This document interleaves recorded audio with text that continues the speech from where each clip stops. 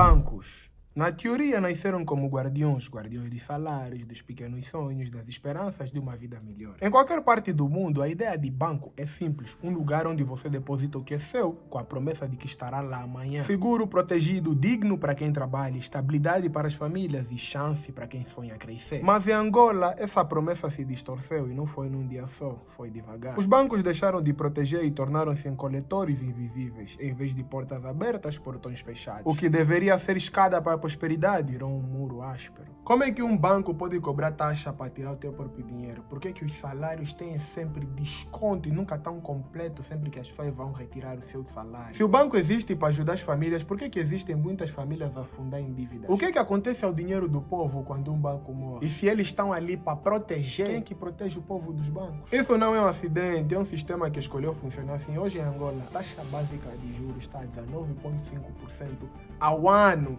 E ainda assim, o crédito não chega a quem mais precisa. O que deveria libertar milhões da pobreza e da miséria se transformou numa expressão que os mantém lá, presos silenciosamente. E quanto mais silencioso, mais cruel. Porque ninguém vê correntes, ninguém vê prisões, mas elas existem. Então aí, e tem nome: taxas, juros, comissões. Essa história não é de vilões nem de heróis, é de perguntas que muitos pecam em fazer. Como é que taxas tão altas se tornaram normais? Quem ganha com elas e quem perde com elas? Quanto do que você ganha vai parar nos cofres dos bancos e quanto é que fica para ti? Quem é que ganha quando um negócio pequeno fecha as portas porque não aguentou o peso dos juros? Quem é o beneficiário final quando milhares de famílias são obrigadas a viver no limite todos os meses? Hoje não vamos acusar, vamos investigar, vamos olhar sobre a superfície e explorar cada cifra, contrato, juro e injustiça. Porque se o banco deveria ser escada, é hora de descobrir quem construiu o muro. E se você acha que é impossível existir algo assim, se prepara, porque o que vamos descobrir pode mudar a forma como você enxerga o poder em Angola.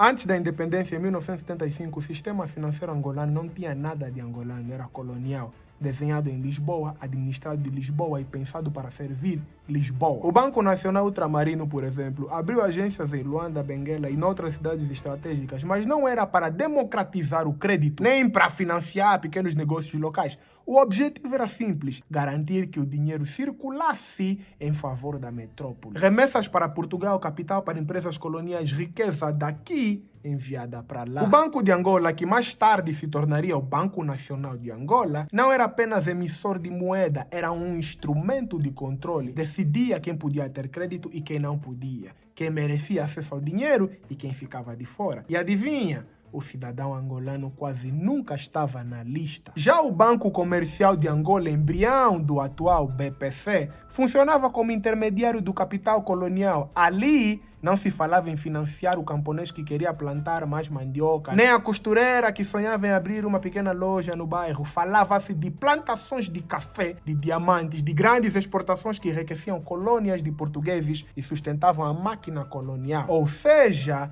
não existia um sistema bancário angolano. Existia uma engrenagem colonial montada para sugar riqueza daqui e mandar para lá. Quando a independência chegou em 1975, o discurso era de ruptura. Agora o sistema será nosso. Nosso! Do povo angolano. Mas havia um problema: as estruturas, os métodos, as desigualdades, tudo isso sobreviveu. As paredes mudaram, mas os tijolos eram os mesmos. A promessa era de libertação, a realidade, um sistema herdado com DNA colonial. E esse DNA iria assombrar o sistema financeiro angolano nas décadas seguintes. Em 1975, a bandeira mudou, a administração mudou, mas o sistema bancário permaneceu um labirinto inacessível. A chamada tomada da banca colocou os bancos sob controle do Estado. O Banco de Poupança e Crédito, o famoso BPC, nasceu desse processo como símbolo de soberania financeira, mas na prática o que se viu não foi a democratização, mas a substituição. Saíram os colonos e entraram as elites políticas. O modelo era centralizado, burocrático e profundamente limitado. Abrir uma conta exigia tempo, influência e muitas vezes recomendação. Para as famílias comuns, o banco era uma instituição distante, quase abstrata, não fazia parte da vida diária. A crise econômica e guerra civil agravaram ainda mais esse quadro. Grande parte do país vivia fora do alcance de qualquer agência bancária. Milhares de angolanos dependiam exclusivamente de dinheiro em espécie, guardado em casa ou circulando em mercados informais. No interior, a palavra banco soava como algo do outro mundo. Enquanto isso, no topo, os bancos serviam a quem tinha proximidade com o poder.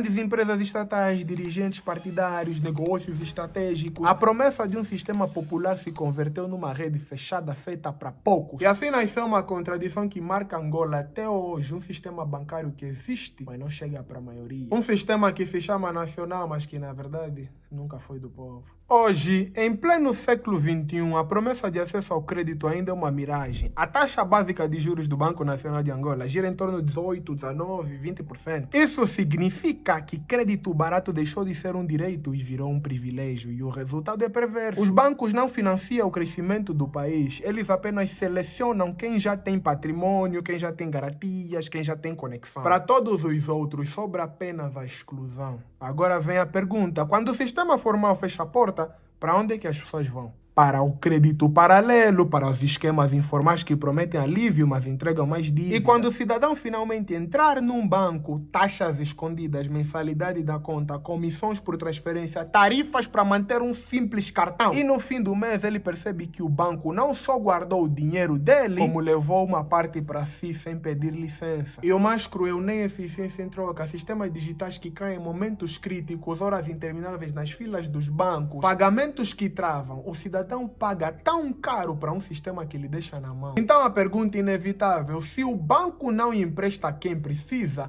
cobra a quem já tem pouco e nem entrega eficiência, então ele existe para quem? Porque isso não são falhas isoladas, é um padrão, e um padrão que concentra a renda no topo e aprofunda a desigualdade na base. Em Angola, a moeda estrangeira não é um luxo, é sobrevivência. Um filho que está fora do país manda dinheiro para sua família em Angola e o dinheiro que deveria chegar completo é descontado no meio do caminho. Cada banco tem a sua cotação, o que significa $1 pode custar 50, 80, 100, 100 para cima, dependendo de onde que você está a trocar. E o cliente só vai descobrir isso depois. E não é só o valor, é o tempo. Uma transferência internacional, dependendo do tipo de banco ou qual banco seja, pode demorar uma semana, um mês, um ano. Algo que deveria levar 24 horas é cortado em taxas ocultas e pode se perder em intermediários. E a pergunta que fica: quem ganha e quem perde? Famílias esperam um dinheiro que chega incompleto, estudantes perdem o prazo da matrícula porque o pagamento não chegou, pequenos empresários veem as suas mercadorias presas na alfândega por falta de divisas, e enquanto isso, os bancos anunciam lucros milionários. Não é contribuição para o desenvolvimento, é lucro em cima da necessidade, da urgência e da vulnerabilidade.